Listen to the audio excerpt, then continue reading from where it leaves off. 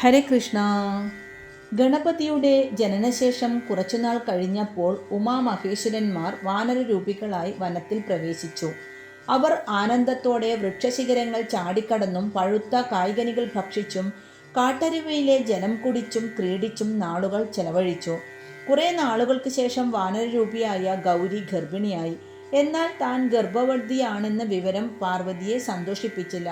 വാനരാവസ്ഥയിൽ ഗർഭം ധരിച്ചതിനാൽ തൻ്റെ ശിശു വാനരൻ ആയിരിക്കുമെന്നതിനാലാണ് ദേവിക്ക് സന്തോഷം തോന്നാതിരുന്നത്.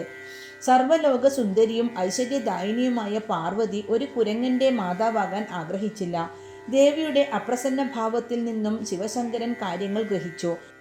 ഭഗവാൻ തൻ്റെ യോഗശക്തിയാൽ പാർവതിയുടെ ഗർഭസ്ഥ ശിശുവിനെ പുറത്തെടുത്തു. അനന്തരം ദേവൻ വായുഭഗവാനോട് കൽപ്പിച്ചു, അല്ലയോ വായുദേവ, എൻ്റെയും ഗൗരിയുടെയും വീര്യമാണ് ഈ ഗർഭസ്ഥ ശിശു.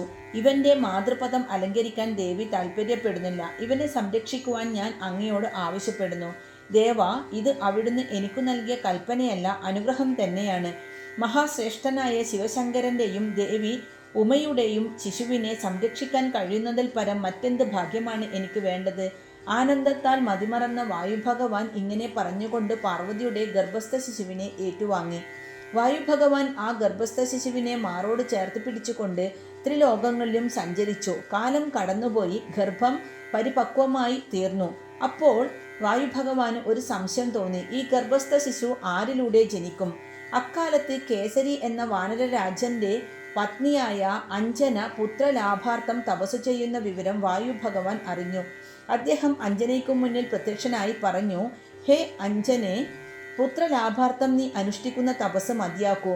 ഊഷരമായ നിന്റെ ഗർഭപാത്രത്തിനുള്ളിൽ ഞാനിതാ അതുല്യ പ്രഭയുള്ള ഒരു ശിശുവിനെ നിക്ഷേപിക്കുന്നു. അവന് വേണ്ടുന്ന പരിചര്യ ചെയ്ത് അവനെ ശുശ്രൂഷിച്ച് നീ വാഴുക.